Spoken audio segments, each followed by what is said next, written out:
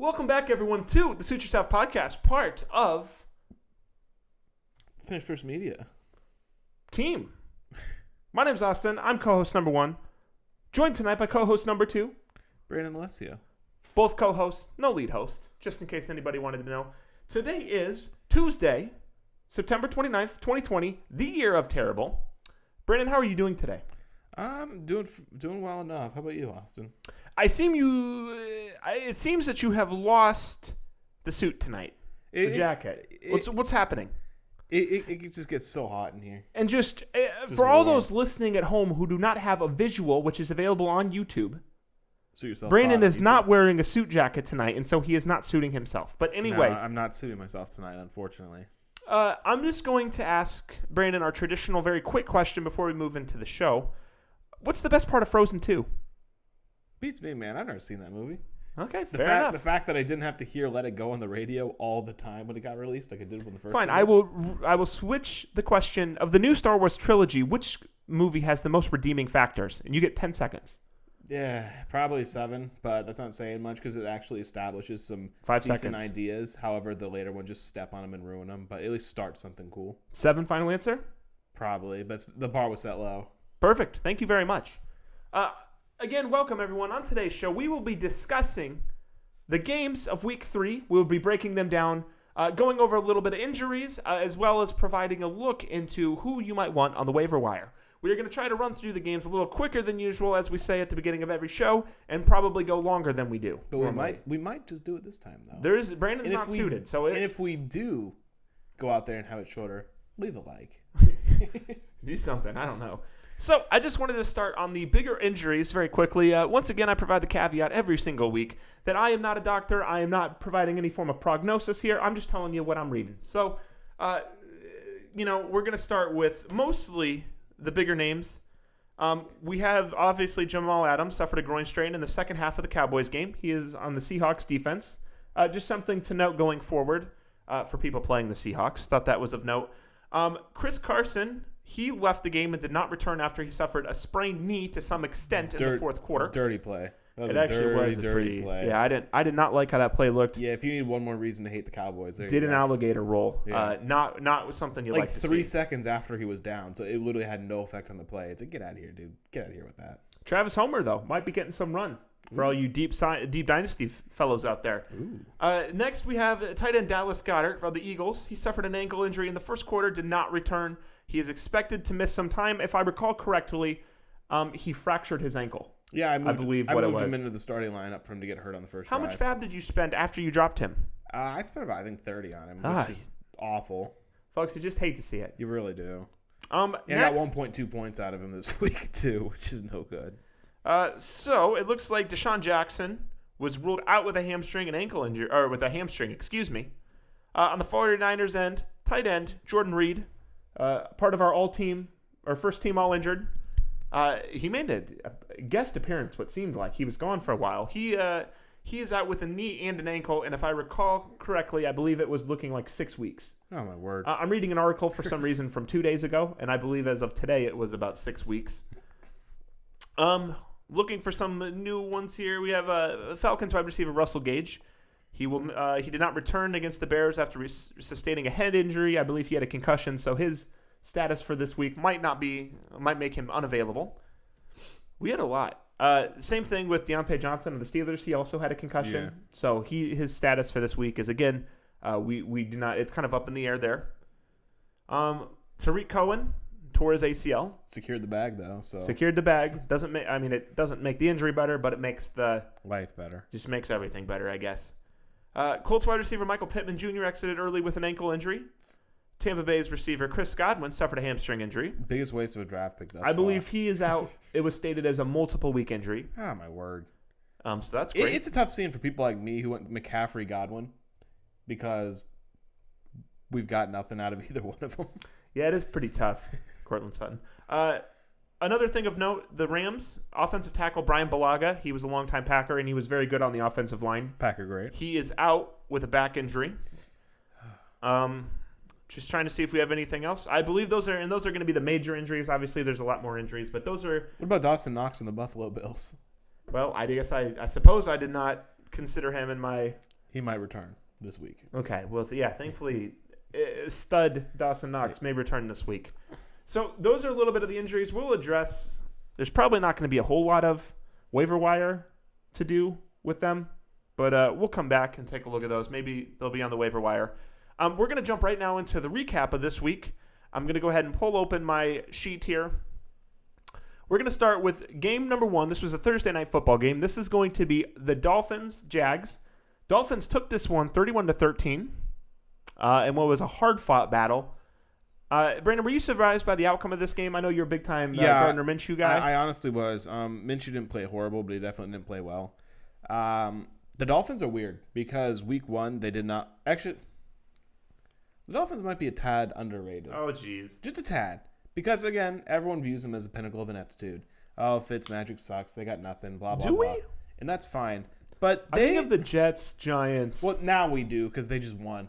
But, it was – at the beginning of the season, it was the Jets, Giants, and the Washington football team. It was just the Jets and really the Dolphins, who everyone viewed as incompetence. Essentially the NFC East. And they've at least been able to compete against the Bills, compete against the Patriots, 2 good teams, and beat the Jacksonville Jags, who were looking good the first couple weeks, but after this, I don't even know. But, yeah, there wasn't much we learned in this game. I mean, James Robinson's a monster. We know that. And he's very good in the receiving game. Now, he only had 11 touches. Well, 11 rushes, but he had 6 catches for 83 yards. I'm sorry, excuse me, yes.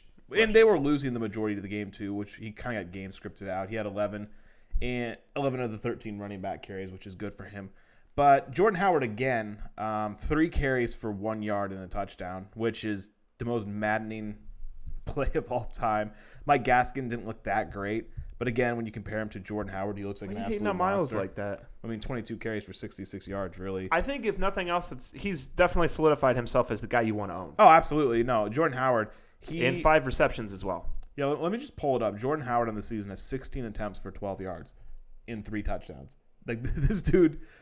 Regression City. Yeah. But I do have a fun fact regarding Jordan Howard. Let's hear it. And the Miami Dolphins are 1-0 when he has 1 or less rushing yard. Fun fact. That's incredible. But yeah, Devontae Parker was fine. The receivers on the Jacksonville end were a little disappointing. James Robinson was their best receiver, obviously, and he was a running back. The 3rd best receiver that game was another running back. So it's kind of a lot of dump offs, which has me a little worried about the Jacksonville offense as a whole. But Devontae Parker looked good. Mike Gesicki came back to earth.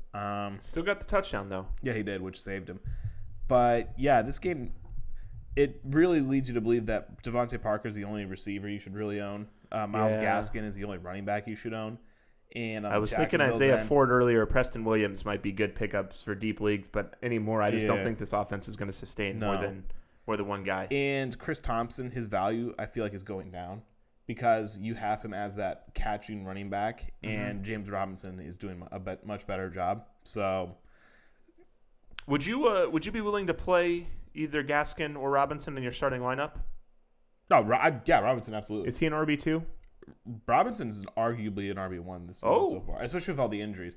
He's been nothing short of phenomenal, in my opinion. Is Gaskin more than a flex at this point?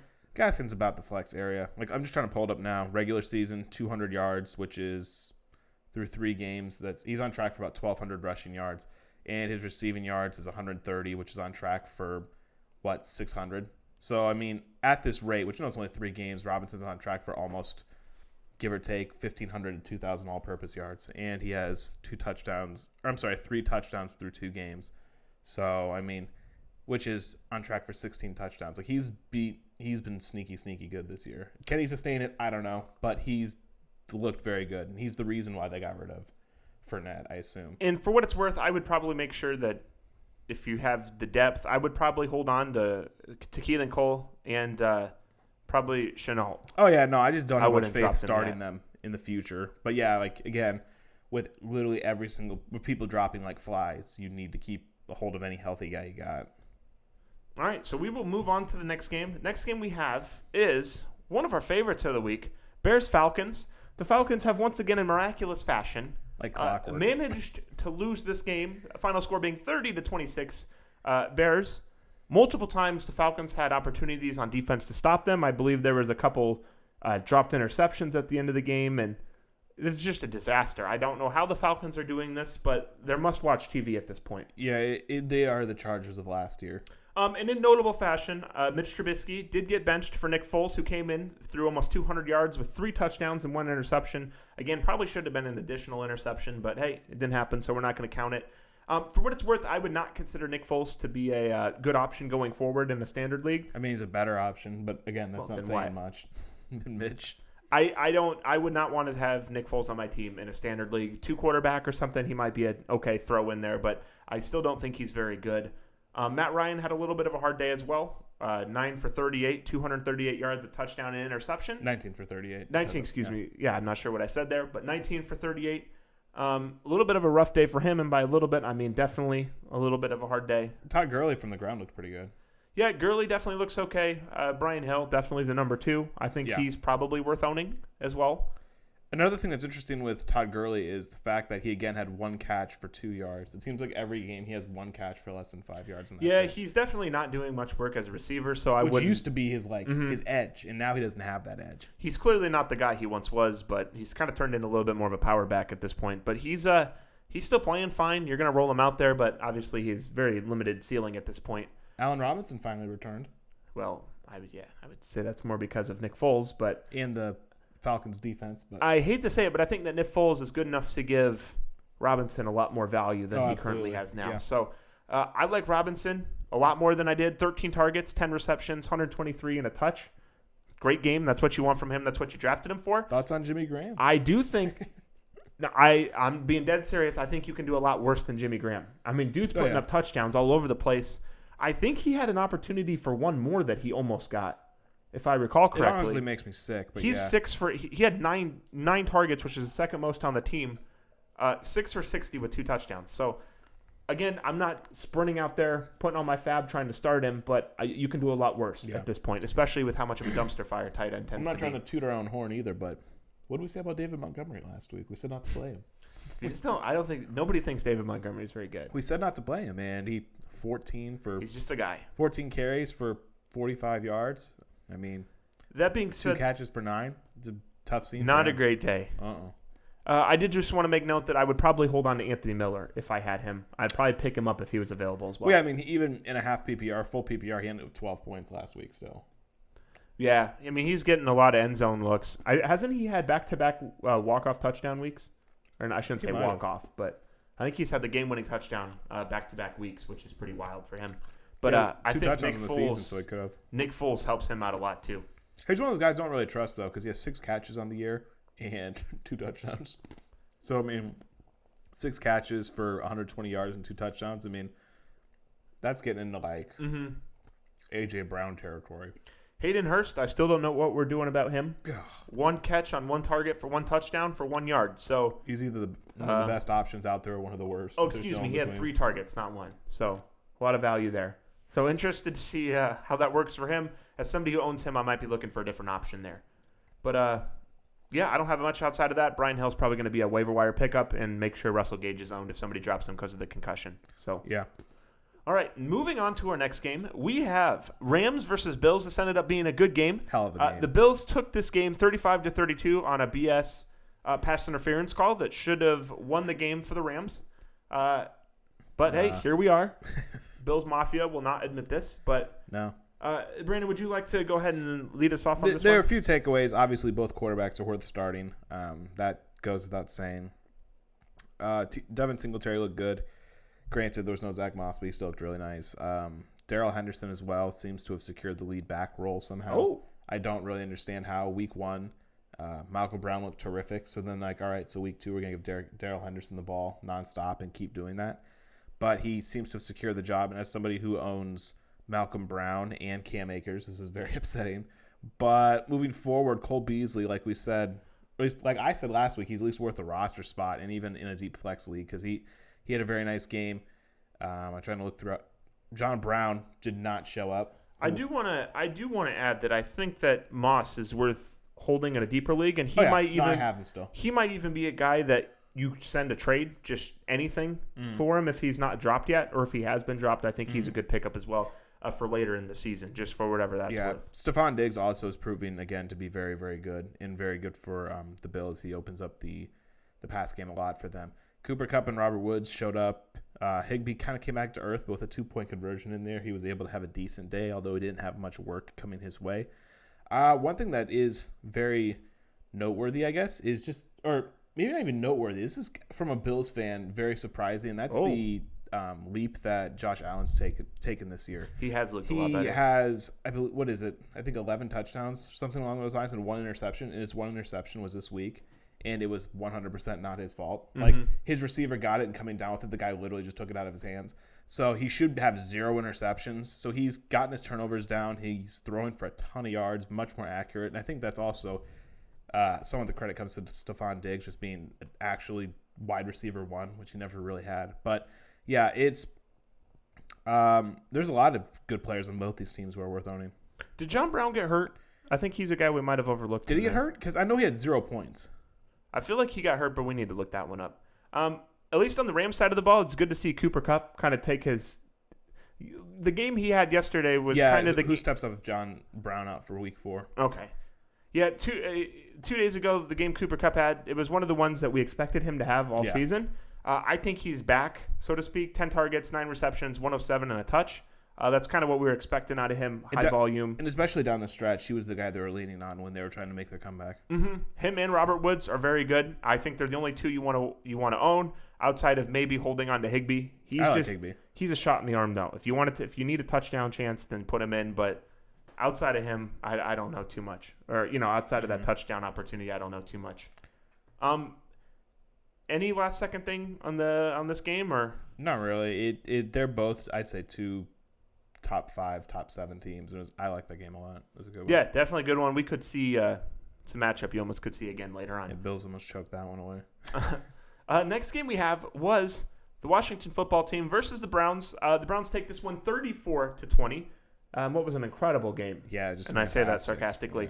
Yeah, this game, essentially, the story is about the running backs here. Nick Chubb, 19 for 108 and 2 touchdowns. Kareem Hunt, 16 carries for 46 yards, so not quite as good. But his receiving work was phenomenal, though. It only shows up as 18 yards, but one of those catches was absolutely sublime. How many? The other one was a touchdown. Kareem Hunt had 3 targets. Nick Chubb had 1. Yeah, and the Kareem Hunt, I know before the season we spoke about how he was going to line up as a receiver. He actually lined up as a receiver on his touchdown catch, which was a good-looking play, to say the least. And his other catch, the one where he's falling back and grabbed it, like the OBJ catch. And so, yeah, when they throw the ball at him, good things happen. So this kind of sucks if you have anybody on the Browns passing offense, because Mayfield only threw 16 for 23 for 156 and 2 touchdowns. He's kind of devolved into the game manager. I mean, they had more rushing yards than passing yards this game. And I think more rushing attempts. Any kind of game that they're going to be up, I think that this is what they're looking to do, even close games. Games that I would predict them to be down is where I would, start your Jarvis Landry, start your, I get nervous about Nick Chubb a little bit, those kind of weeks. I think the Browns have had 2 cakewalk games back to back, so I'm a little hesitant. We say that, but going into the fourth quarter, they were losing. But the game was close. Yeah, though. It was. It's not. The only other game we have is the Ravens game, which they were getting blown out. Yeah, and Nick Chubb had 6 points. I do think people need to pump the brakes on the Browns. I mean, I'm a little nervous as a Chubb owner because I think as soon as they start playing teams that are good, that the production is going to go down quite steadily. Yeah, and they only won by 14, and that was with Dwayne Haskins trying his damnedest to lose the game, turning the ball over 4 times. Throwing for if you throw the ball for 200 yards and you turn the ball over 4 times, you are just trying to lose that game. And even the coach. I can't remember the exact quote, but he was just like, yeah, he's got to get it done. Because he said there are people trying their best out there, and he's pulling that nonsense. But, yeah, looking at them, Antonio Gibson's obviously the guy you want in that backfield. Probably flex at best. Peyton Barber had a career game, 3 carries for 6 yards. Terry McLaurin also was very nice. And Dontrell Inman was surprisingly good. However, I hear a lot of people talk like people were really excited about that, but at the same time, 2 touchdowns on 3 catches is concerning. See, it is concerning though that McLaurin and Beckham only had 4 receptions each, both under 85 yards. I agree. So it's a little concerning on that end with no touchdowns. McLaurin though, at least Dwayne Haskins was terrible, and McLaurin still in a full PPR was able to get 12.5 points. So that's where it's even on 4 catches on 8 targets, whereas Baker didn't play particularly bad. I mean, he only had 156 passing yards. But he didn't play bad. He didn't turn the ball over. He didn't. His completion rate was high, and he had only 6 targets too, 6 for 4. So McLaurin I have more faith in, but yeah, OBJ is concerning. Gibson and McLaurin are the only 2 Washington football team members that I would like to own. Yeah, I agree. Are we ready? Obviously on the running back or on that Antonio Gibson, I take. But yeah, I agree. Isn't that what I said? You said, oh yeah, I'm sorry, yeah. Okay, you got me confused. I rated Antonio Gandy Golden. I saw 0 yards. Oh. I'm like, what's this guy talking? I was about to be like, what do you mean? He had 23, 22. So I will go ahead and move on to the next week. We have Titans versus Vikings. Surprisingly good / not good. The Vikings decided to show up for the first time all season. Kirk Cousins doing his best to lose the game with those 2 interceptions. He did lose, but 16 for 27. 251 on through the air, 3 touchdowns, 2 interceptions. On the other side of the ball, we had Tannehill, 23 for 37, 321, no touchdowns, and 1 interception. And I don't know if I mentioned it right off the bat, but the Titans did win this game 31-30. And what ended up, was it 6 field goals? It was 25 fantasy points for I believe the kicker or Stephen Gostkowski. I believe Gostkowski had 6 field goals, which is wild. He was sending it. And Derrick Henry finally got his touchdowns. So that was nice to see. Derrick Henry, even if efficiency-wise, had his first good game. It was a big-time running back game. Yeah, it was. It was just him and Cook. I mean, Cook outplayed him, but it was, just two teams trying to grind it out. Cook looked very good. Yeah, and even Henry, this was like the first 2 weeks, he did not look great. I mean, granted, obviously the game plan was don't let Henry run, and how'd that work for the other teams? I mean, every team that's tried to do that has lost. So, yeah, he's obviously the only running back you want. And Corey Davis had another good game, which surprised me. To be honest, Ryan Tannehill's production has surprised me. And this is coming from somebody who really liked him last year. But I assumed they wouldn't throw the ball much this year just because in the playoffs and everything last year, they just grinded everybody with Henry. But yeah, like Khalif Raymond had 120 yards. Granted, it was on 3 targets, so I don't really like that. But Corey Davis has been good. Jonnu Smith has been good. Adam Humphries has been good. And this is all with A.J. Brown being gone, too. That being said, with the Minnesota Vikings, I mean, Cousins didn't play terribly, but yeah, those 2 turnovers really killed him. Dalvin Cook was really good, and Madison's still a good handcuff to have. But other than that, the obvious guys are Adam Thielen and Justin Jeffries. Those are 2 guys worth owning. But other than that, like Kyle Rudolph, I don't really want to play him much, even though he had a nice touchdown. And a little bit to your point, I would probably only want to own Corey Davis once A.J. Brown comes back. Yeah. I wouldn't really care about anybody else on that roster. Or Jonnu Smith. Yeah, that's true. I'd probably want Johnny Smith as well. Yeah, he didn't play that bad. I mean, I know he got 8 targets, and maybe he'll continue to get high targets and high usage even once Brown comes back. Yeah, even in full PPR, no touchdown, he had 11 points. I mean, that's all you want. How are you feeling about Jefferson? If you had $100 fab, how much would you be willing to spend on him? Assuming he's not in the... Assuming he's unrostered. That's tough because the first couple games he didn't look great. I know he's a rookie, so obviously. I mean, I'm looking at here. He had first 2 games, he had about, doing the math in my head, 70 yards, which is 3.5 or 35 yards a game, which isn't good. But half of it you don't want to chalk it up to like they looked awful and got blown out by, or I guess they didn't get blown out. I mean, they're putting up points. I spent a good amount because I mean, what do you got to lose other than fab budget, which as time goes on gets less and less valuable. So fab budget now is worth less than it was 2 weeks ago. And I would say that this is his ceiling game. I don't think he's going to go for 175 again this season. No. 175 is on track for 3,000 yards. I think we're seeing him at his best here, so I don't want to overreact. But I do think he's a good waiver pickup this week. For sure. I just read the headline from this afternoon. I never saw it. Alfred Morris got signed by the Giants. Yeah. I didn't know he was still around. What's he been doing the last couple of years? Just hanging out. Be kind of sick just working out and just hoping somebody calls you. Yeah. Be interesting. I won't spend much fab on him, though. No. That's for sure. No, not so much. That's all I have to say about that game. Yeah. I kind of let you take that one there. Next game we have is going to be Raiders-Patriots. Our 2-0 Raiders finally got their first loss today against the Patriots, who should be 3-0 right now. But that being said, 36-20 was the final score of this game. Never really felt that close. Patriots were always very much in control of this game. Derek Carr played okay, 24 for 32, 261 and 2 touchdowns. Cam Newton on the other side of the ball, 17 for 28, 1 touchdown, 1 interception. It's always wild to see his passing numbers being so far down. Yeah. Which obviously they're just trying to play ground and pound and it's working. But the big story of the game was Rex Burkhead with his 2 rushing touchdowns. One He receiving. went 6 for 49 and 2 touchdowns, and he had one through the air. He was 7 for 10, 49 yards and a touch.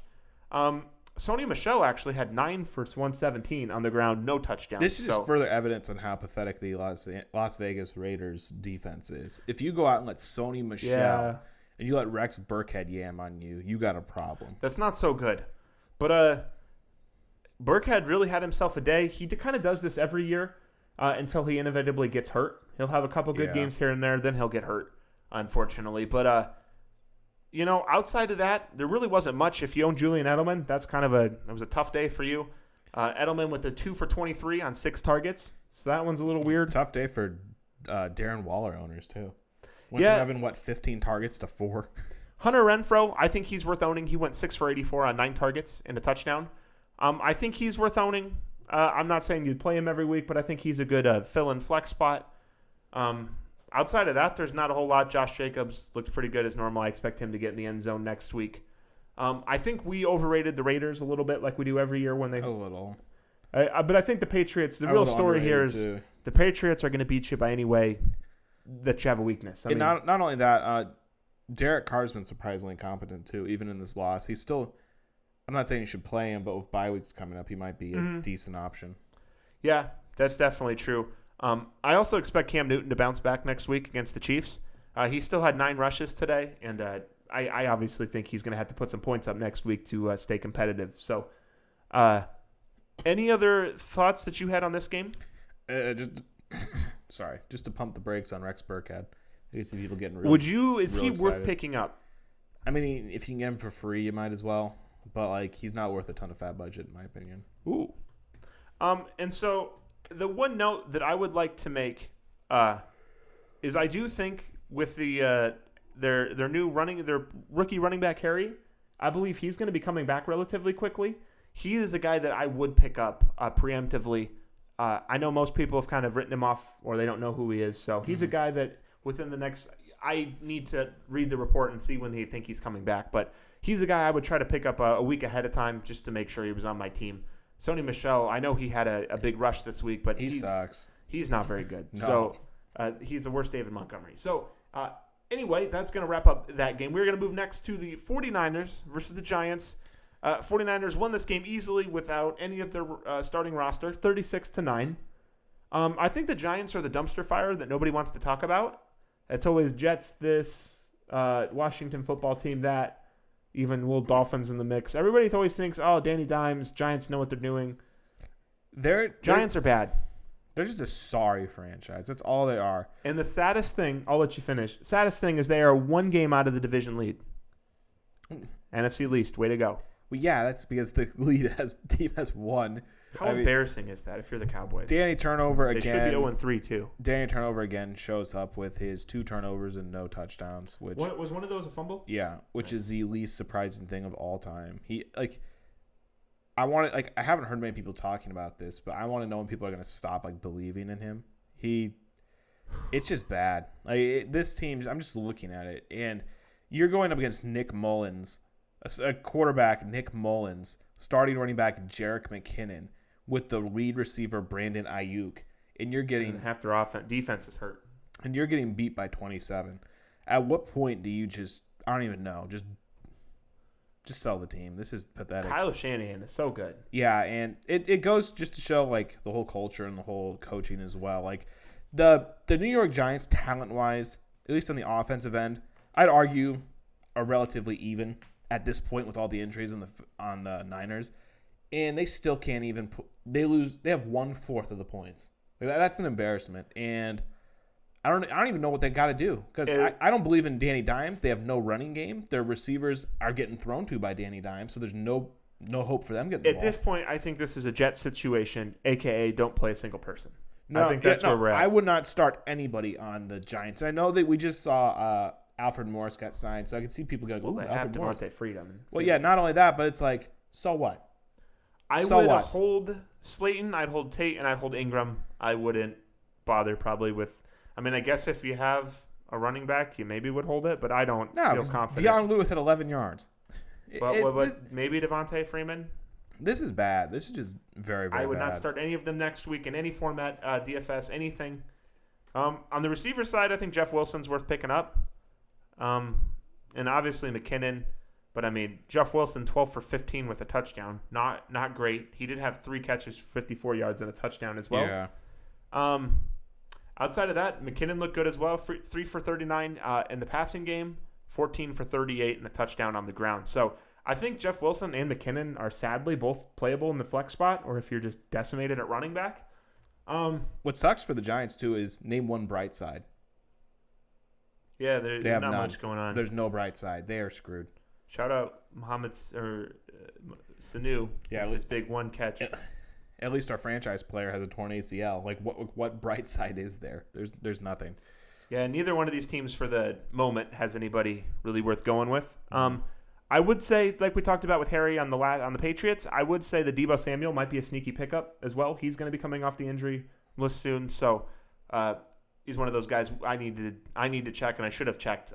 See when he's coming back and maybe pick him up a week early too, so you don't have to spend any fab on him. Any more thoughts on this game? No, I've spoken too much about the Giants. I don't want to see either of those teams play well until the Niners are healthy again. Well, actually, I'll watch the Niners. If they could score 36 with that roster, sure. Yeah, they deserve my eyes. Yeah, they at least have some intelligence behind the scenes. I don't want to hear about the Giants. Do the Giants play the Jets? Eventually, yeah. No. What a game. No. They're both going to be undefeated going into it. Yeah. The next game we have Bengals versus Eagles. Speaking of incompetence. My goodness. The Eagles right now are half a game out of first place in the division. Golly. Which I know they're going to take a lot of crap for punting. Technically, they should be in first. They could have kicked a 64-yard field goal to straight up win the game in overtime, and they elected to punt instead to run the clock out and tie. I hate to say this. I think that might have been a big brain play. Yeah, I agree. Because now they're only half a game. I mean, what if the Cowboys go 7-9 or 8-8? They could sneak in with 8-7-1. Yeah, there's no way in hell they're going to hit a 64-yard field goal. 7-8-1. They're not going to hit a 64-yard field goal. But at that time, it's far, but that's not like a record. But if they miss it, now the other team's in field goal range. But with what though? I mean, there wasn't that much time left on the clock. I'd argue that's a big brain play. I think it might be if somebody in that division had a 3-0 lead, I think it's a terrible move. Yeah. Since Dallas that division's so bad, half a game down, playing as pathetic as they're playing. It's a disgrace. Joe Burrow, I thought he was going to die. He got sacked 8 times, and one of those it looked like he should have got his ribs punctured. He probably did. 8 sacks for 56 yards for Burrow. Joe Mixon with another Joe Mixon game, 17 carries. You can't even. I don't blame Joe Mixon. At the same time, though, you're drafting him, so he's a disappointment for where he's a disappointment. But I mean, here's all you have to know: if Joe Burrow got sacked 8 times, what do you think the running back's gonna do? What do you think the running back's gonna do? And surprisingly, AJ Green didn't look like a pilot. Looked terrible. And it's 5 for 36. I mean, he only had 6 targets. The game, he did more than what he had. We had 14 targets the week before. I don't want to own AJ Green. I know that. I think Tyler Boyd is the best player. Yes. Not saying much. Burrow gets enough passes and he doesn't turn the ball over, so he's worth a start in a lot of leagues. Like 300 yards and 2 touchdowns, that's fine. Granted, there's 44 attempts, so he should be doing more, but he's not. So I think T. Higgins is worth a pickup as well. Their rookie, he went 5 catches on 9 targets for 40 yards and 2 touchdowns. I'm not anticipating on playing him. I'd like to see what happens with him, but if your team sucks, he might be worth a pickup. Let me tell you somebody who isn't worth playing. That's Carson Wentz. What happened? I don't know. He just sucks now. 1 fumble, they recovered it thankfully. Then they threw 2 picks. I mean, this was one of his better games too. So, I mean, you throw the ball 47 times and get 200 yards. That's not cutting it. He got saved by his 65 rushing yards and touchdown. But if he didn't have that, it just would have been an absolute dumpster fire. Miles Sanders looked great. Zach Ertz with Goddard out looked very, very good. Greg Ward. Zach Ertz also big-time back because of Goddard being out. Yeah. I'd say if you can get him on the low, go for it. But Zach Ertz? Yeah, but I feel that anybody who drafted him is going to write him out. Yeah. But no, it won't. I mean, that's not. It won't be a terrible thing to get him. Even Jalen Hurts, two carries for 8 yards. Yeah, I mean that's. He at least got play time. I want to say Ward is injured right now, but if he's still available, I think he's a good play, Greg Ward. But outside of him and Ertz right now, it's looking pretty rough. Yeah, so, and Sanders. Yeah, Miles Sanders still put up decent points considering All how things bad the team considered. is. Yeah, exactly. The next game that we have is the Texans versus the Steelers. Steelers won this game 28-21 in what ended up being a hard-fought game. They were down at the beginning. Roethlisberger played okay, 23 for 36 for 237, 2 touchdowns. Deshaun Watson, 19 for 27, 264, 2 touchdowns, 1 INT. Not much to say there. David Johnson, huge day on the ground with 13 for 23 and a touchdown. There really is, James Conner, though, looked good. 18 for 109 and a touch. Definitely good DFS play this week. It's about 3 games until he gets hurt, but yeah, he's looked really nice this season. He's played well when he's hurt, too. Yeah, even his receiving work was phenomenal. I've been very impressed with James Conner. Randall Cobb, 4 for 95 on 4 targets. Led the team. He also had a touchdown. Will Fuller? Fuller with a touchdown on 4 for 5 at 54 yards. A little better than that 0-point donut he gave me last week. Is Randall Cobb worth owning? With all the injuries, yes. I hate to say it. I think Randall Cobb with how many injuries there have been, anybody with a pulse is worth owning at this point. He's worth owning, I would say, maybe for a bye week or if you're just decimated. What about Eric Ebron? Is he worth a spot? I actually think Eric Ebron is worth owning. 5 catches, 52 yards, and a touchdown, leading receiver. He is probably going to get a touchdown with I would say he's going to have one. You know how the stats, he's going to have 2/3 a game, 2/3 touchdown a game, so it ends up being 12 out of the, or 14 out of the 16, probably 13 out of the 16 or 12 out of the 16 have a touchdown. That math doesn't add up. But no, it doesn't. It's around 10.5, I think. I do like Eric Ebron. Unfortunately, Deontay Johnson went out, as we mentioned before, with a concussion. I really like him still. Juju's fine, I guess. Yeah, I'm not a huge Juju guy. I don't think he's going to be a 1. I think he's a good right. 2. A good 2 or flex. Honestly, outside of that, I guess James Washington's still okay. He had 5 catches on 7 targets. The 7 targets is mostly what I'm looking for 35 yards. Teams that the Texans have gone against are 8-1, and the only one that lost was the Ravens going against the other team they played. So they had to have had a loss in there.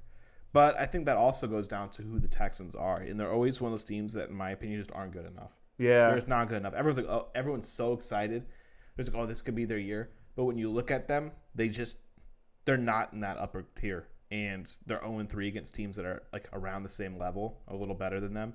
And I think there are sort of 2 players that are perhaps maybe 3 that are most interesting. I'm sorry, 21-17 lead in the first half. They scored 0 points in the second half. Like, that's not going to cut it. And yeah, it's not so good. They're just never good enough, and this was just more proof of that. I think as a deep league kind of play, maybe even a dynasty, I think Chase Claypool is going to be pretty good, the wide receiver. Yeah, he might be. I believe he's a rookie. He's just some guy. I'm not saying to add him, but I think you might hear his name quite a bit later on down the road, for whatever that's worth. Any more thoughts on that besides the Texans are terrible? I wouldn't say terrible. They're the best 3-0 team, but it's just I don't think they're like 0-3. 0-3, excuse me. I just don't think they're in the top tier. Brutal teams. schedule. Like Chiefs, Ravens, Pittsburgh. Yeah, everyone always talks to them as like the top tier, like with the Steelers, with the Ravens. They always talk with them up in that area, and they're just never there. Will Bill O'Brien be fired? He should be. Next, we're going to move on to a game that we're probably going to spend 30 seconds on. Oh, Jets and Colts. We have Jets-Colts. Jets lost 7-36. Darnold, 17 for 29, 168 for yardage, 1 touchdown, 3 interceptions. Phillip Rivers, 17 for 21, 217 passing yards, 1 touchdown. And look at that, Jacoby Brissett even had 4 attempts. So yeah, when you make the Indianapolis Colts look like a Super Bowl caliber team, you were just terrible. Sam Darnold, 3 interceptions. That's not cutting it. I'm just looking at... Again, though, look at his weapons. Braxton Berrios, lead receiver. Kalen Ballage, second lead receiver. Let me click on this guy. Lawrence Cager. Yeah. Don't know who that is. But he was 3rd in receptions. It's just embarrassing. It's just so embarrassing. Adam Gase. Fire Adam Gase. Let's get it going. No, everybody else is. And last week, not this, like 2 weeks ago when they went against the 49ers, they had their defense, had the Niners at 3rd and 22, and the Niners ran for 55 yards. And that, I think, is just the physical embodiment of this team. Where regardless of wherever they're at, they just somehow manage to just wet the bed. And this is just, they made a bad team look great. But yeah, I'm not going to even mention any players on the Jets because I don't want any of them. I will say on the Indianapolis side, I'm a little nervous about T.Y. Hilton. I don't think he's going to ever give you any value that you picked him at. Mo Alley Cox is good again. I do think Mo Alley Cox is definitely worth the pickup, even with Jack Doyle. I think that he's going to be the play you want. And Jonathan Taylor, he's looked really nice. Well, yeah, but I mean, granted, you're not going to pick him up off a waiver wire, obviously. As we mentioned before as well, I think Jordan Wilkins is not a bad stash. No. Especially, he's definitely not a bad player, and he's getting close to – him and Taylor are surprisingly pretty close on work. It was 13-9. Well, this one was because they were up 40 points, so let's I know. Let's not hurt our running back. But he's definitely going to be he's definitely a good backup option, I think, too. Oh, yeah. No, anything happen to Taylor. He's competent. Anything else you'd like to add on the Colts? No, yeah, I was gonna say. I thought you were gonna say the Colts and Jets. I want nothing to do with the Jets. It's just a sorry franchise. I don't think you need that kind of analysis. Sorry franchise. Next game, we have the Carolina Panthers versus the Los Angeles Chargers. Panthers take this one 21-16. Poor Justin Herbert now 0-2 in career starts. Bridgewater, it was pretty like usual, 22 for 28, 235 and 1 touchdown, and a bad QBR per usual. Justin Herbert, 35 for 49. Rookies out there slinging. Yeah. 1 touchdown, 1 interception, 51.8 QBR. Not that anybody cares, but that's not good. Teddy Bridgewater, though, gives people hope. You can be terrible at your job and still make a lot of money. And that is Teddy Bridgewater. If you take out his dump-offs, just the running back alone, he would have ended the day with 190 yards and 0 touchdowns. That's just garbage. And the fact that he won with that honestly upsets me a lot. One thing I think is worth noting is that I think that if you look at Keenan Allen, he had 19 targets. Yeah, 13 receptions, 132 and a touch. Eckler had 11 receptions on 11 targets for 84 yards. Literally Madden offense at that point. I mean, even Hunter Henry had 7 targets. Unfortunately, when Tyrod comes back in, it's going to be a lot more, I think, run heavy and dink and dunk. Tyrod's coming back in? Yeah, I believe so. I think. What? Why? Because they want the game to be more, time of possession and more like, 5-yard pass, 5-yard pass, move the ball. They're not going to compete anyways. I know, but this is why the Chargers always I'm just saying, I expect a lot of the numbers to go down. I mean, granted, I know 19 targets is a ton, but these guys, as soon as Tyrod's back, I think the numbers are going to go down significantly for a lot of the players. Yeah. Eckler's going to get more rushes. Yeah. He only had 12. Kelly only had 8. I think those are going to go up quite a bit once Tyrod comes back. Though. I would like to point out how good Mike Davis looked. 13 for 46 on the ground, and he was 8 for 9 with 45 yards and a touchdown through the air. So he was definitely a good pickup if you got him on the waiver wire. He was the number one guy I wanted last week. For some reason, I didn't want to spend all my fab, so I didn't get him. But I'm still a little nervous about the guys on the offense. Robbie Anderson still seems to be the best play somehow as far as receivers go. He said, I think 5 or more catches every game, which for him is good, especially when you have DJ Moore with 2 receptions on 4 targets. I mean, yeah, I don't have much faith in DJ Moore, especially with that incompetent quarterback under center. But yeah, I think that sadly Robbie Anderson is probably on a weekly basis probably the best play you can have. Yeah, that that's even saying a whole lot, but if I said that, if I knew I was going to say that at this point in the season, I'd be shocked. In the past. Is Curtis Samuel worth rostering? No. I would probably agree with that. No, he does not. Any last comments on this one? No, I just no. All right, on to another exciting game. We have the Buccaneers beating the Denver Broncos 28-10. Not much to talk about here. Jeff Driscoll was terrible. We get to see, again, I don't know. Do you know how to say that guy's last name? Ripien? I think Ripien. I think he's starting next week, so we get to see a little more of him. Yeah, the Jets go gets the third-string quarterback. Maybe this time they'll only lose by 20.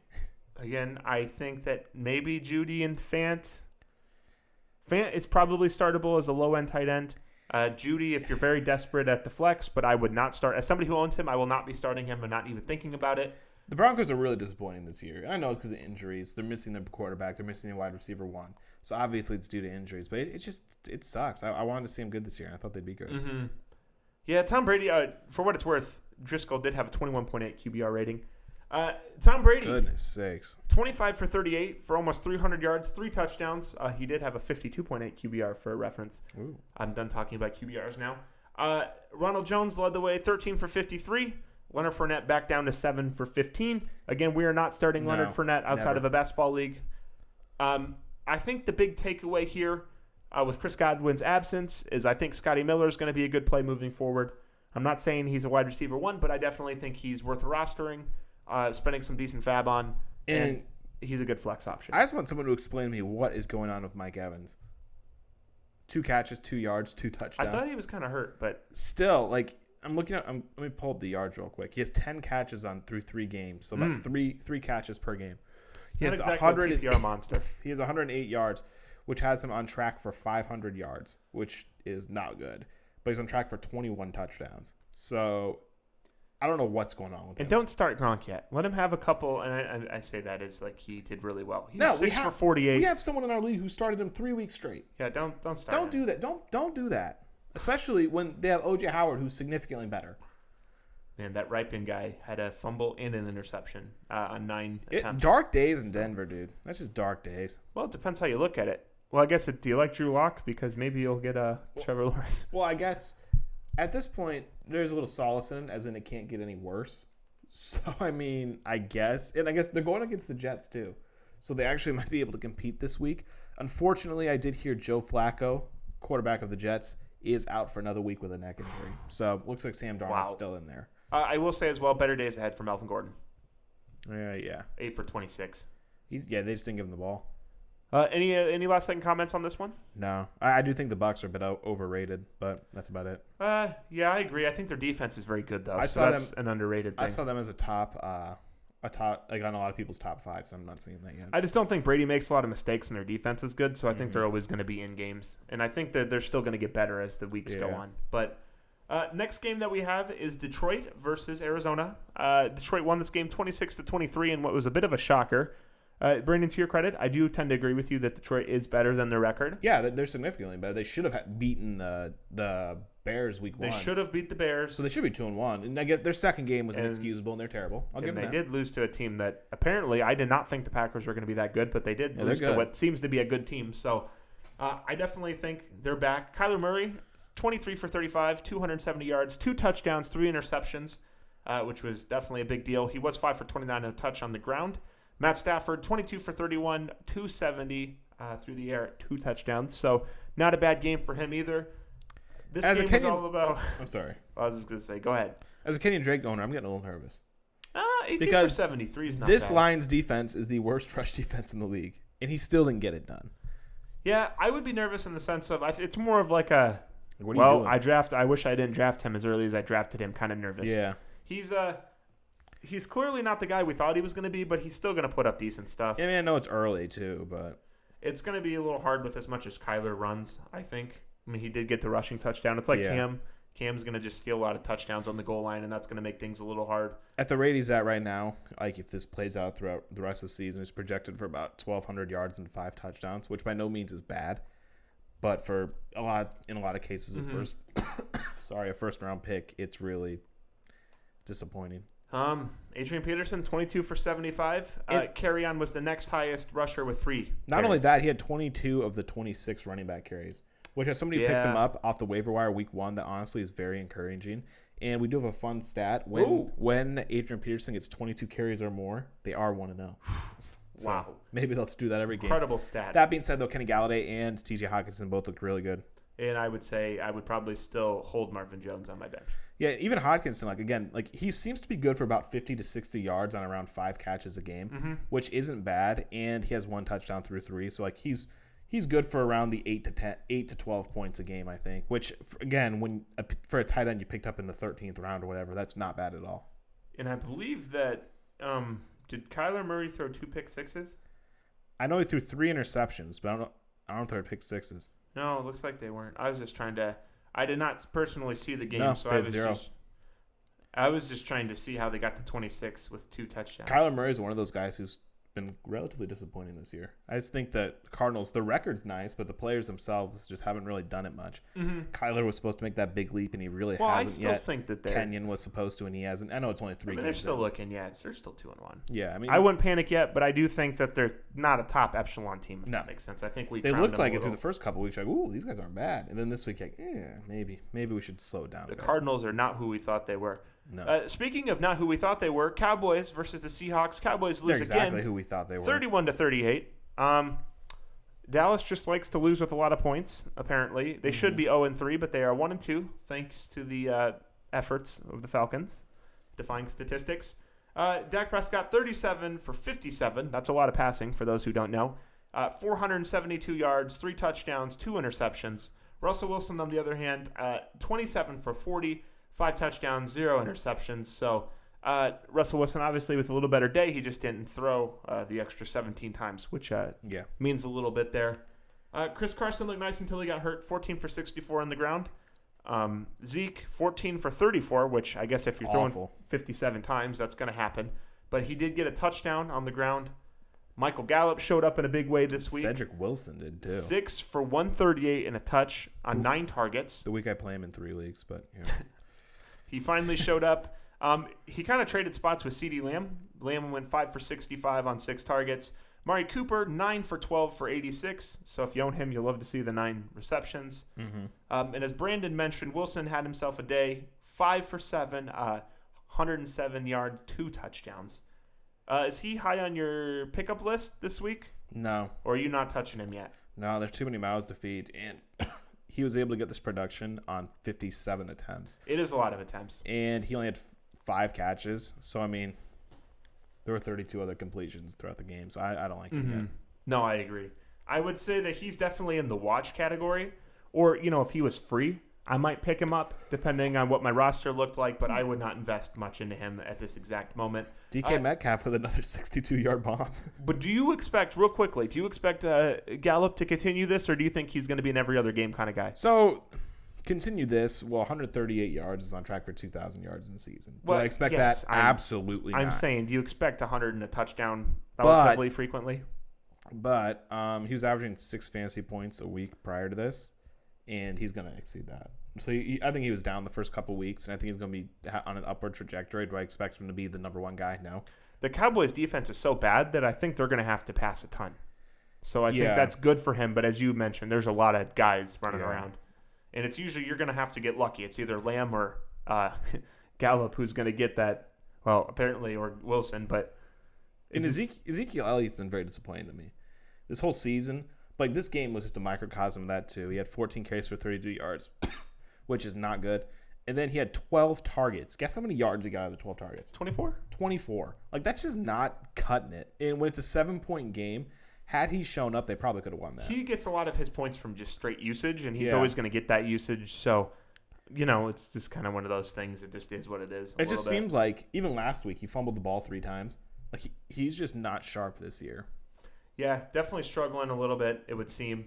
Fumbles 3 times, gets to the end zone, down 21-7, does the feed me. It's like, dude, get out of here. Yes. Get out of here with that. You're the reason you're down 21 points. Do not do the feed me. Anyways, Greg Olsen, another great game. I said that Greg Olsen, I ranked him on our tight ends, and you thought it was blasphemous. G-Reg with the 3rd leg out there getting it done again. Love to see it. Tyler Lockett also, 9 receptions on 13 targets, 100 yards and 3 touchdowns. Wasn't really open or wasn't really covered on any of the touchdowns, so that was interesting. Him and Metcalf, every time I'm like, you know what? I'm like Metcalf, I got a 50-yard touchdown. He's not going to do that again. He's done it every single week. Yeah, and it's like Tyler Lockett, you're like, oh, he's no good. They does it every single week. So you're starting Metcalf. Okay, these guys are really good. Every week, yeah. Metcalf is a beast. 4 for 110, 1 touchdown. It should have been 2. He got the ball punched out on the 1-yard line because he's just hot dogging it, for lack of a better term.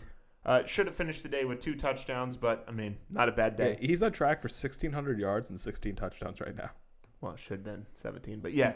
No, I mean, like, with that, though, it'd be like, he'd probably be on track for like 20 then, if he had that one. We did have 1 touchdown as well from Jacob Hollister, who was 1 for 1 for 1 on 2 targets. 1 reception, 1 reception, 1 yard, 1 touchdown. So, good times there. Any other things you want to mention? No excuse for the Cowboys' ineptitude. Cowboys. Jason Garrett's gone now, so who are we going to blame? Again, Mike McCarthy. Best worst team you're going to find. At that point, though, every single time your coach sucks and you get a new one and they still can't get it done, eventually the blame's got to fall on somebody else. The Cowboys feel like a better Falcons to me. A better offensive Falcons. Barely not, because they barely scraped by against the Falcons. Oh, I know. I just feel that both teams are essentially the same. Yeah, they have a bunch of big-name players who just don't get it done. Next game we're going to move on to is going to be the Packers-Saints. It's a great game for me. Packers took care of business, 37-30, and a game that it was – so it kind of depends. The this game was a lot closer than the score looks, kind of, because it was a very competitive game, but the Packers were ahead 10 with like 30 seconds left, so it wasn't quite as close as it looks, but, in the mid-third quarter, it was still very close. So, very competitive, fun game. Rodgers just looks incredible. 21-30 for 32, 21 completions on 32 attempts, 283 yards, 3 touchdowns. Drew Brees, 29 for 36, 288, and 3 touchdowns. And not only that, Aaron Rodgers is actually throwing the ball forward, something that Drew Brees can't say. 13 of his receptions were to Alvin Kamara in the backfield, which infuriates me to no end. I don't even want to hear it on the Brees has no weapons camp. Oh, yeah, no. The Packers' second leading receiver was Tanyan. And what about their third? Jace Sternberger. Yeah. Our tight ends were the Mercedes Lewis, though. Our big blocking tight end. And I'd like to give a quick shout out to Marquez Valdez-Scantling this week for really getting it done with his 1 catch for 5 yards. I am so As confused. somebody who started him in the flex and really needed points this week, that was a godsend. So thank you, Marquez, if you ever hear this. I am so confused at what happened with him. He's like, oh, yeah, I just don't feel like playing today. I don't know what happened.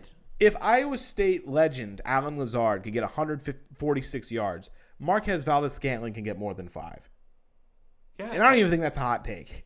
He had 4 targets, but I felt like they weren't much. Yeah. He was just not a factor in this game.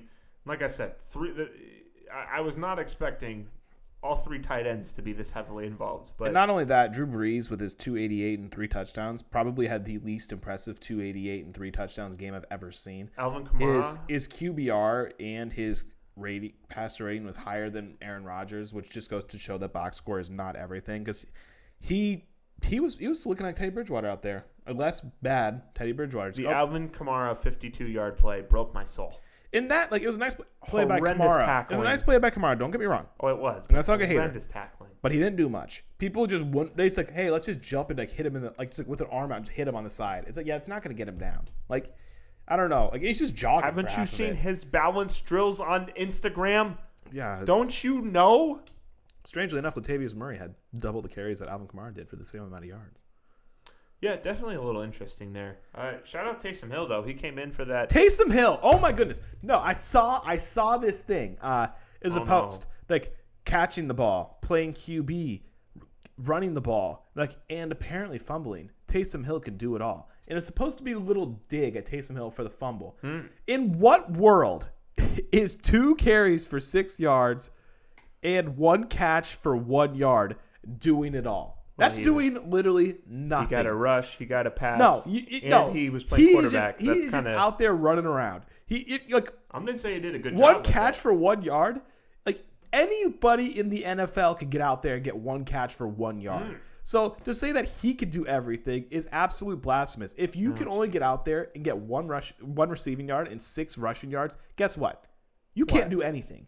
It's not you can't do everything. Heard it here, folks. You literally can't do anything. If the best you could do is 6 total or 7 total yards, you can't do anything. And yeah, I'm so done with Taysom Hill. 7 yards and a lost fumble. That was a really big swing point in the game, too. Well done. And that's what Sean Payton gets for trying to get cute with his bum player, we got the Swiss Army knife. You know what they say about the jack of all trades? Master of none. And that is Taysom Hill. And when you're in the NFL, you need to be a master at something. And he clearly is not. That being said, I can't stand that guy. Tough night for Jared Cook. 2 for 21 on 3 targets. Is Emmanuel Sanders somebody that you'd like to own? No. And the problem with Jared Cook is in order for him to get involved in the offense, the ball has to be thrown forward. And that is just something that's not happening. I believe it was Brees has the least amount of air yards in the league. Yeah, it's just – and I know he had 1 pass attempt over 20 yards. It's fine. This dude's 40. I get it. It's fine.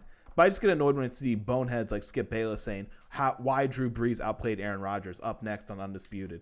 It's dude, he didn't outplay him. if you're an idiot. Did you watch the segment? No, I didn't. I wasn't worth my time. But if you're an idiot out there looking at the box score and going, well, he played better, but not looking at the Alvin Kamara box score either, you're just a clown. Very quickly, Robert Tonyan, worth a pickup? 5 No. for 50 with 1 touchdown?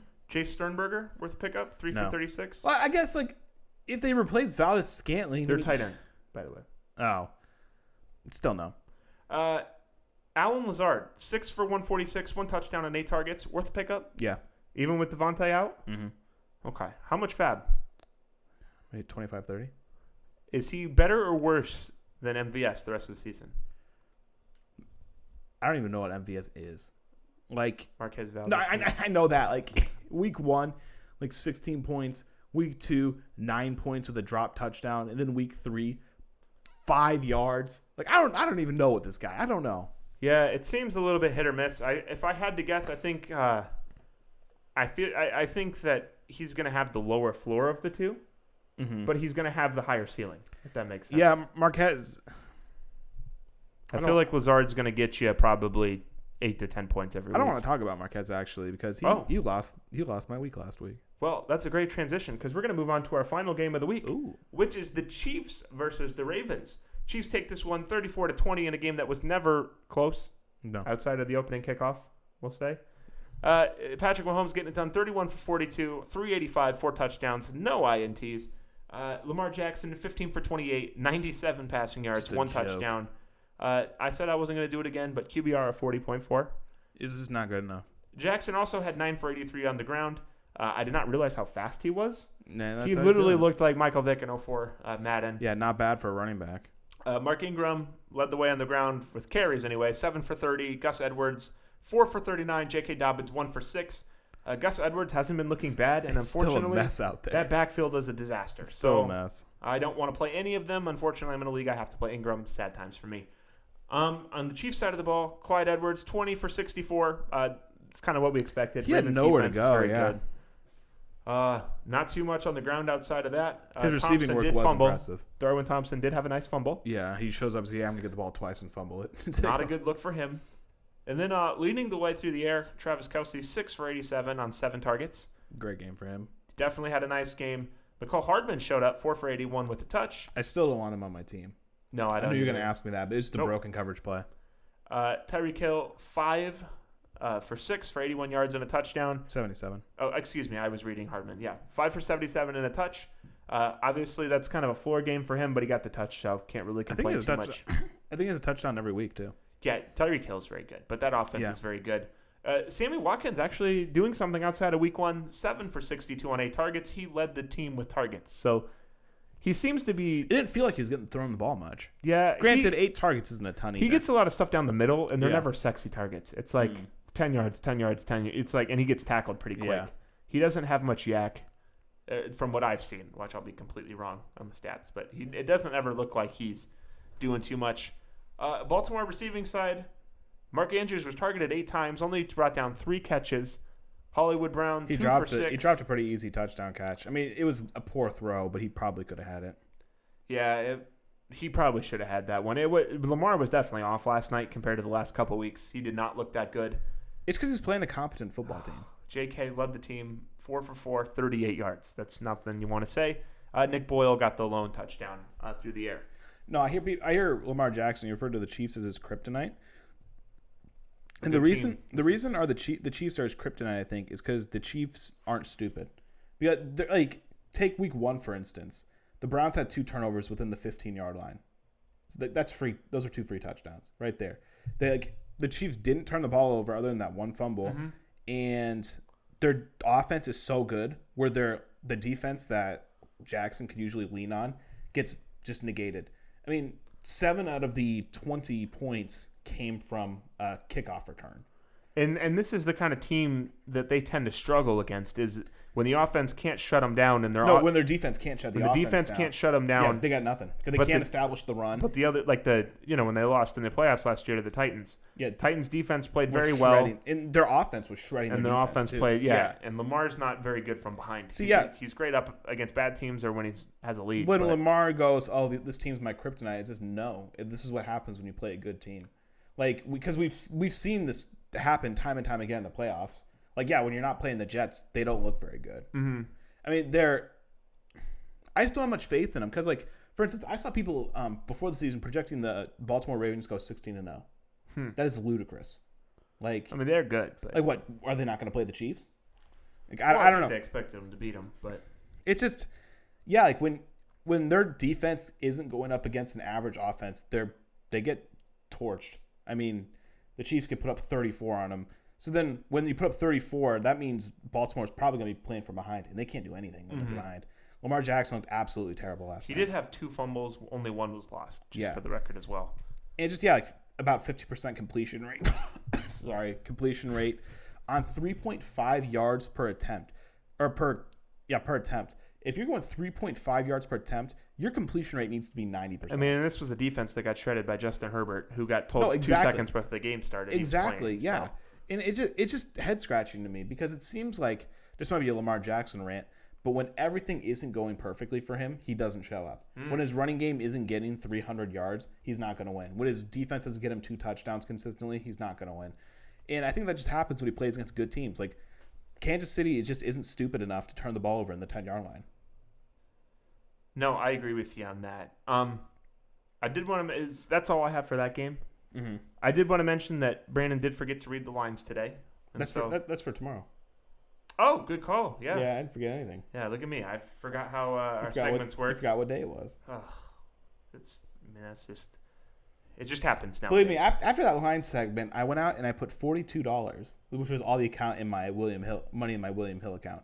Put it all in the Packers, and we're up to $102 now. That's the one that we called too, specifically. We did, yep. If only we would have bet on the 2 weeks ago. 2 weeks ago, I remember we said it was the Rams Eagles, and we said put all your money on the Rams. Oh, that's right. And I forgot to do it, and I was so mad. So then that was free money. This past week it was the Packers against the Saints, and at that point I'm like, this is free money. So I was like, set it in my head. I'm like, don't forget this, and I put literally every cent I had in that account, which wasn't much, but every cent I had in that account into it, and it paid dividends. So yeah, I guess a little plug for tomorrow when we go over these lines. We're gonna talk about the games that we want to bet on because right now we're essentially 2 for 2. So very quickly, just to wrap up the podcast, I did want to go over a couple free agency items with the waiver wire. So a lot of these players might already be picked up. If they are, just kind of ignore them. Myles Gaskin is definitely one that he's still under 50%, at least in ESPN leagues. He's somebody that you're going to want to pick up if he has not been picked up already. Carlos Hyde, with the injury to Brandon, help me. I forgot. Chris Carson. Chris Carson, thank you. Goodness. The injury to Chris Carson, he's going to actually prove to be pretty useful. And he wasn't horrendous last year. I'm not saying he was great, but he was fine. The definition of fine. So, I think he's going to have some pretty good value. I would put some, a little bit of fab on him. Jeff Wilson for the Niners also. Yeah. I think he's going to be a decent play. McKinnon's probably still the best, but he obviously has a lot of value. Justin Jefferson on the Minnesota Vikings. Absolutely. Think he's going to be a good play. The Vikings desperately need a number 2 receiver that, outside of Allen. They need anything that can They need some offense, so I think he's a guy that I would probably put a decent amount of fab on as well, depending on how, heavy or not heavy I was at wide receiver. Corey Davis, another good pickup if he's still available. Kind of on the lower end of things, I would say T. Higgins. He was the rookie that got 2 touchdowns this week. Brian Hill on the Falcons might be another low-end guy. 2 guys that I like a little better, Allen Lazard, Greg Ward. I think Allen Lazard. Greg Ward on the Eagles, I believe he might be hurt, but he'll be back pretty soon from what I remember. That's literally just the Eagles. Yeah, they're probably hurt. As we mentioned, Mo Alley Cox. Yeah, he's looked nice. Dalton Schultz as well. He's already picked up, at least in our league. Yeah, so most leagues. A lot of these, I'm sure these guys aren't available. I mean, Gaskin's been off the waiver wire 2 weeks now, but just in case these guys aren't picked up, there are definitely some guys I would go after. Absolutely. Out of all those, mostly the ones who are probably new to this week, which one would you prioritize the most? I'll just read the ones that probably nobody owns. Carlos Hyde, Jeff Wilson, Justin Jefferson, T. Higgins, Brian Hill, Allen Lazard, Greg Ward. Probably T. Higgins and Allen Lazard. Just because really? Well, it's because with Carlos Hyde, for instance. For the record, I would go Justin Jefferson and Carlos Hyde. Oh, yeah, I forgot Jefferson. Probably Justin Jefferson, actually. But after that, then the other 2 guys I just mentioned. Because with guys like Carlos Hyde, we're probably going to get 2 weeks out of him. And that's it. Whereas Justin Jefferson... No, I think he was supposed to be out for a little while with that knee. All right, let's say 4 weeks max. 4 weeks, let's say he has 2 good weeks out of the 4. You're only getting 2 good weeks. Whereas Justin Jefferson, he's only had 1 good week out of 3. But he's clear-cut their... Clear-cut their number 2 guy. So if you're clear-cut the number 2 guy, you could have 10 weeks good in the future. Whereas I think... And he is a rookie too. Yeah, so. And let's say he averages 10 points a week throughout the rest of the year, which, I know he might not. But let's say he does. that's still 10 points a week. Whereas Carlos Hyde, we might get 10 points a week, 2 out of the next 4 weeks. Mm-hmm. That's just me. No, not bad at all there. That's going to go ahead and do it. We're going to wrap this up. As we mentioned, today is Tuesday. We're going to be coming back to you with a new show tomorrow. It's going to be the preview for Week 4. Can't believe we're almost a quarter way through already. It's been great.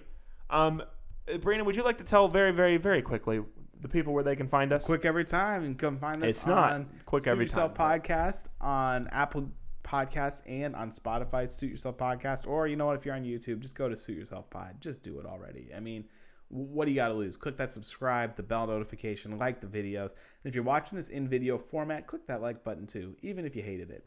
And the thing is, comment too. Comment some mean things if you don't like it, or comment some great things if you did, because I know you did. If you don't like what we said, share this with your friends in your league. If you do like what you said, keep it to yourself, but share it to your other leagues too. That being said, you can go find everything we have on Finish First Media. On finishfirstmedia.com. That's Finish First Media, first spelled all the way out, FIRST.com. And yeah, that's about all I got for the plug. Any last thoughts before we head out? Thank everybody for listening. We'll be back tomorrow night, the 30th, September 30th. Everybody have a great morning, afternoon, or evening. Hey, just get out there and make a difference, everybody. Good night.